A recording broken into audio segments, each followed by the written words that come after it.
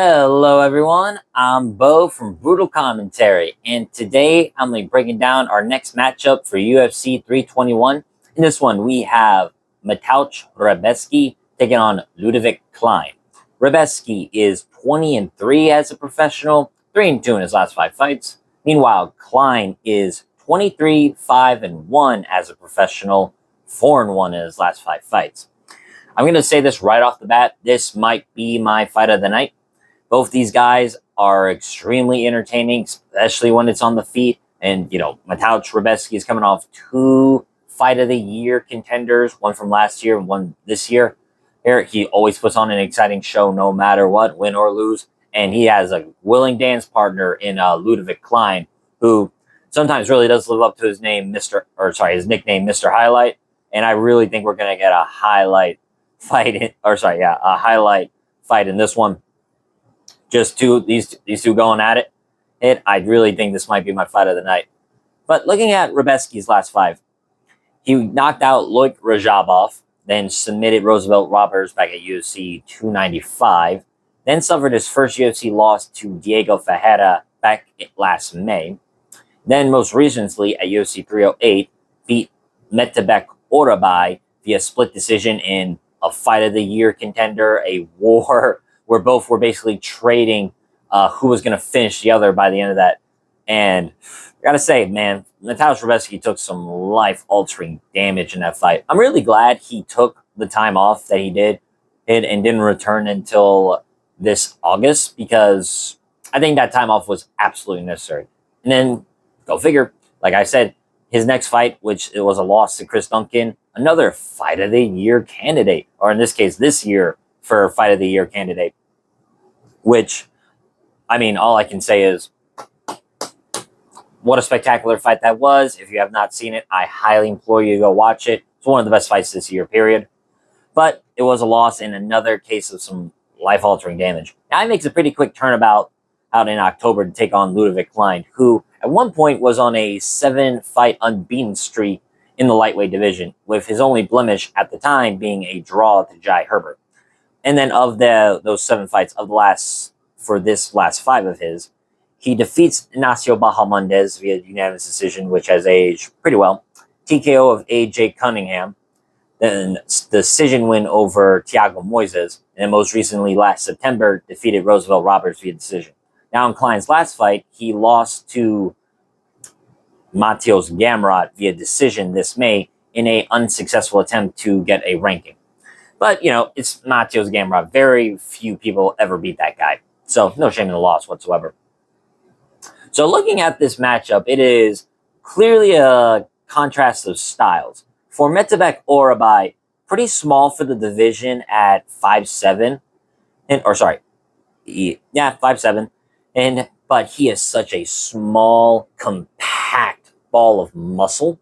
Well, he's got dynamic and strong wrestling, that unless you're able to match his strength and or wrestling technique, he's going to grind you to pace with his top pressure and crushing ground and pound. He's also got some good submissions as well, when he submitted Roberts with an armbar from bottom. So don't underestimate his submission game either. He's a well-rounded finisher. But most of his striking really comes down to big overhand rights or left. Sometimes he does throw some jabs and crosses, but it's mainly exploding in with those big overhand shots. But he kind of has to. Rebecki, like I said, 5'7" with a 66-inch reach. He gives up a lot of height and reach to a lot of his contemporaries in the lightweight division. I'd honestly think if he made featherweight, I think he might have a bit more success, but I don't know if he can cut all that muscle, because he is really just muscle. There's no body fat on him whatsoever.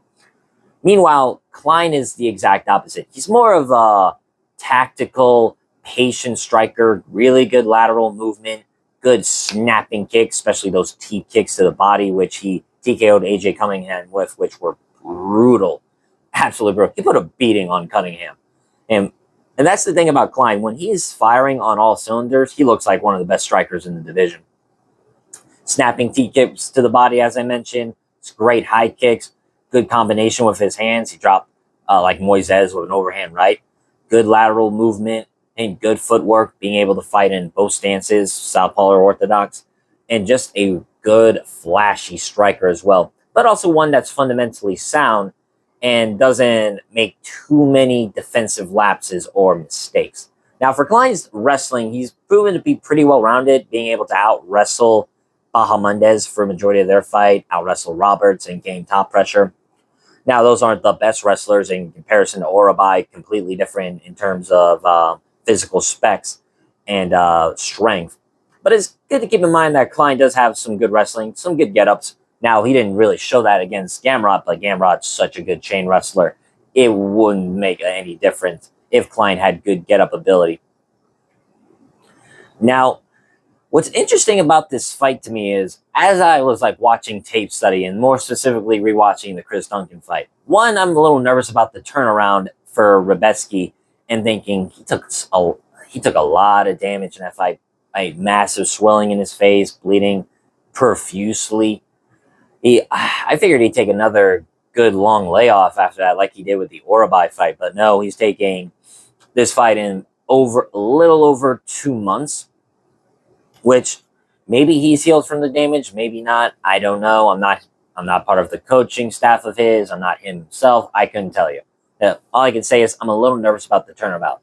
But more specifically, rewatching that Duncan fight, I've been wondering if Ludovit Klein could implement this, not only the same game plan, but maybe even elevate the game plan.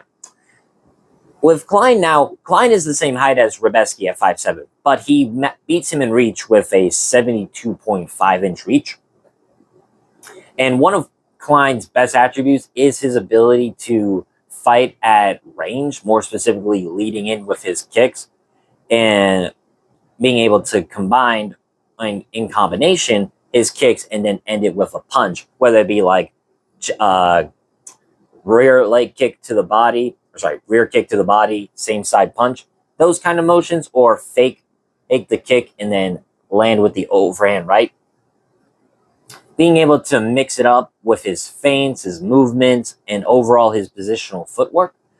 I feel like Ludovit Klein can implement a very similar game, because if you notice in that Chris Duncan fight to Rebecki, Duncan, while he got hit plenty of times and he got rocked for sure, he was able to play the long game, or more specifically being able to use his long-range weapons effectively. Head kicks, teep kicks, long-range punches, and then at times crash into Rebecki to mess up the timing and mess up the distance every now and again. Now, there's some concern for Klein because, unlike Duncan, Klein doesn't react the best to pressure and can be at times stalled out of his game or frozen and not fire with as much volume and or power, and more so concerned whether it comes from threat of the takedown or defending strikes as he's being pressured. And with considering how strong Rebecki's wrestling is, it's a good possibility that can happen. But I gotta go with Ludovit Klein in this fight. I think he can implement the same game plan as Chris Duncan in head kicks from range, good stinging jabs, leg kicks. Just keep out of Rebecki's range, and then just there's Klein fighting in his range. And is what I see is I see him kind of dancing around on his bicycle for majority of the fight, and being able to pick apart Rebecki from distance. He's gonna have a good kick. They never show it as a stat anymore, but like that leg reach is kind of a real thing. Like say with John Jones, odd example, but hear me out. How John Jones has like such a reach advantage, not just with his arms, but also with his legs, being able to throw those oblique kicks from such a long range. That shit can affect fights so drastically, especially if you're fighting someone who has the superior reach in you. Their legs are going to hit you before their fists, oftentimes than not. And, it's true what they say, man. Kicks are much more powerful than punches. So I see Ludovit Klein picking apart Mateusz Rebecki from range for majority of the fight. I can even see him getting a late TKO. As I said, the turnabout from August to October, and like I said, it was a little over 2 months ago. I don't like that for Rebecki. I do have a lot of concerns when it comes to that. But overall, I do think I'm going to pick Ludovit Klein via decision. Odds-wise, he's a slight favorite at a minus 135 to the plus 114 Rebecki. These odds make sense. I think the damage that Rebecki has taken, especially in these last three to Ferreira, Urabai, and Klein, are just too much of an X factor for me to ignore. Especially dealing with such a accurate striker like Klein, and one who has so many different weapons as well.